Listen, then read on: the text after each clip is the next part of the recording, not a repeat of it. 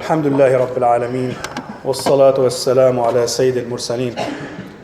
أما بعد, Allah Tabaraka Ta'ala tells us in His glorious book in Surah Al-Fajr in chapter 89 verse 1 and 2.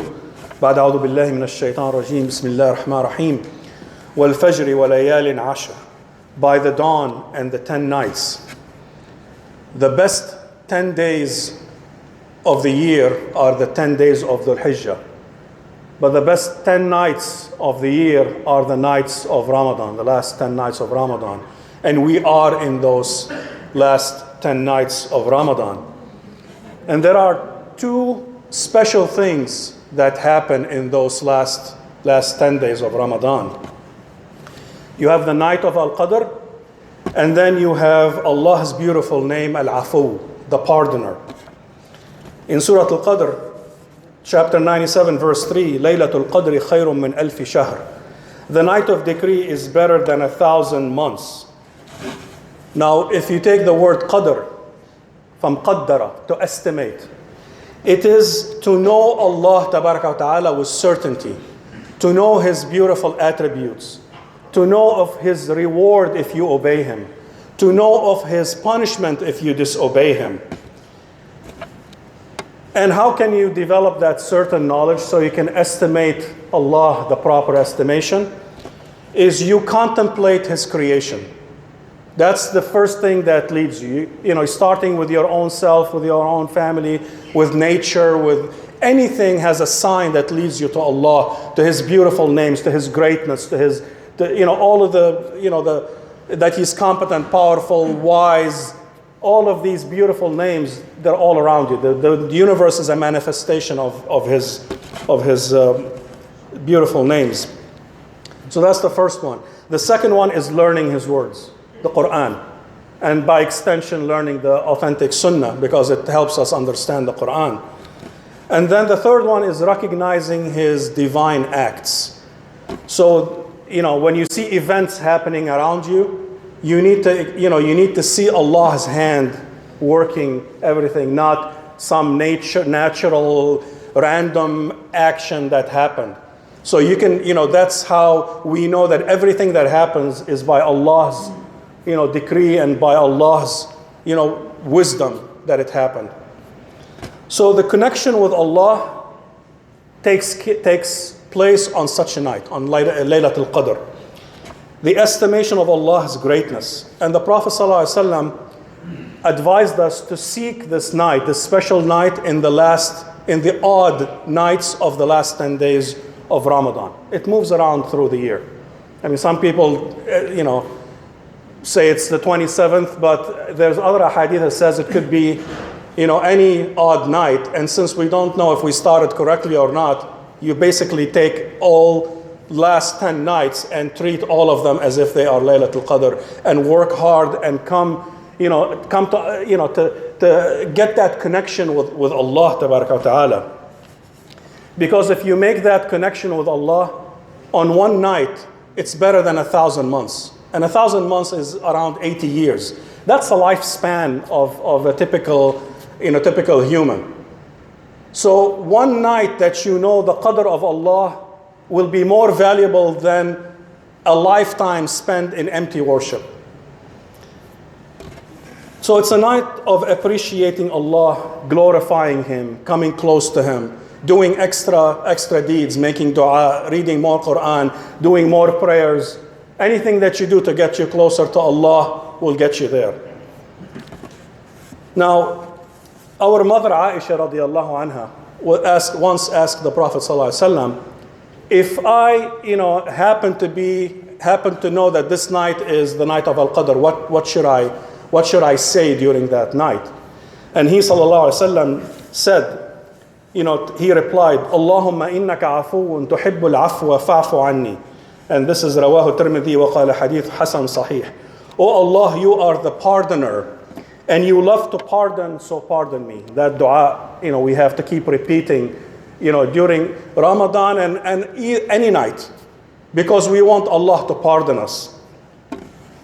And the night of Al-Qadr is a special night of pardon that the Prophet ﷺ encouraged us to repeat this dua during that night. But it's also for other nights. And to appreciate this dua, we have to understand Allah's beautiful name, Al-Afu, the pardoner. Now, we can, when we sin, we want Allah's forgiveness. So you can go to Allah with His name, Al-Ghafur, the forgiver, or Al-Afu, the pardoner. But what's the difference between those two names? An example perhaps will illustrate it. So you have a sheet of paper. You did something wrong. Let's say you're at work. You did something wrong, and they recorded it that, oh, so and so on this day did something wrong.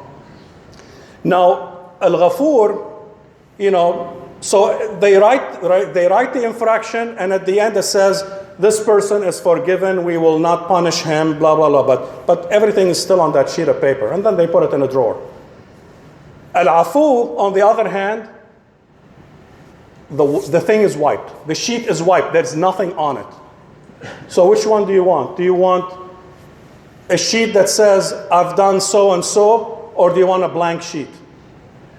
So we want, the name Al-Afu is much higher than Al-Ghafur. So we want to go to Allah with His name Al-Afu, because we don't want any record of our sins when we go to Allah and ask Him to pardon us. So, and the root of the Al-Afu from Afawa. So this has a classical meaning of to wipe, like the wind would wipe the footsteps in a desert. And it has another meaning, is وَيَسْأَلُونَكَ مَاذَا يُنْفِقُونَ قُلِ الْعَفُوِ, spending willingly and gladly without being asked. So these two meanings come from that same root. So what are we asking for when we ask Al-Afu to pardon us? We're asking Allah to wipe out that sin so there'll be no record of it. We're asking Allah to be pleased with us and not mention it and bring it up ever again.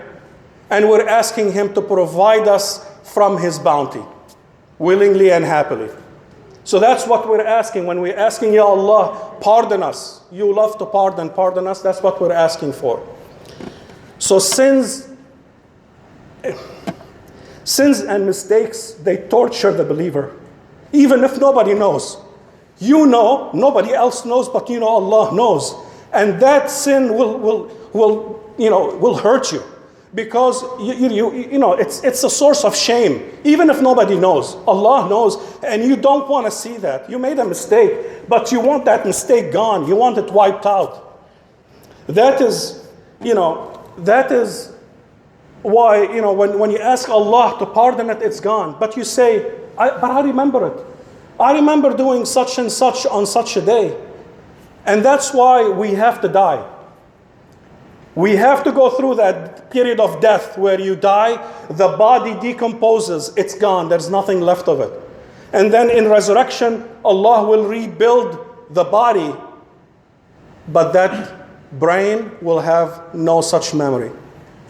You'll arrive on the day of judgment, and Allah says, اقرأ كتابك كفى بنفسك اليوم عليك حسيبا. Read your record, sufficient is yourself against you this day as accountant. You open the book, there's nothing in the book. There's no record of it. You don't remember anything, and Allah made the angels forget about it. That's what you're asking for when you say, Ya Allah, pardon me. That's what we're asking for. You'll have no recollection of it. The angels will have no recollection of it. And there'll be nothing in the book of deeds. It's done. Allah wiped it out. It never existed. So that's how important that dua is. And that's why we keep repeating it. Allahumma innaka afuwun tuhibbul afwa fa'fu anna. So this dua is not just for Laylatul Qadr. We should say it often, because we make a lot of mistakes, and we want Allah Ta'ala to be pleased with us and to forgive us and to pardon us, so nothing would be recorded in our book of deeds. And if we want Allah to pardon us, we also have to pardon others. Just like you'd like Allah to pardon you, you have to be forgiving and pardon other people. It is, the saying forgive and forget, psychologically it's better for you. It is better for you not to hold a grudge, to just forgive people and say, don't mention it again, it never happened. If we do this, then Allah tabaraka wa ta'ala will pardon us because we pardon other people. And that's our duty to that name, Al-Afu, is we pardon other people and not hold grudges. So take advantage of whatever is left of Ramadan, these blessed nights. Come closer to Allah. Do as much as you can. Because in one night, if you really make that connection with Allah, it's better for you than a lifetime of empty worship. وأقول قولي هذا واستغفر الله لكم فاستغفروه إنه غفور رحيم.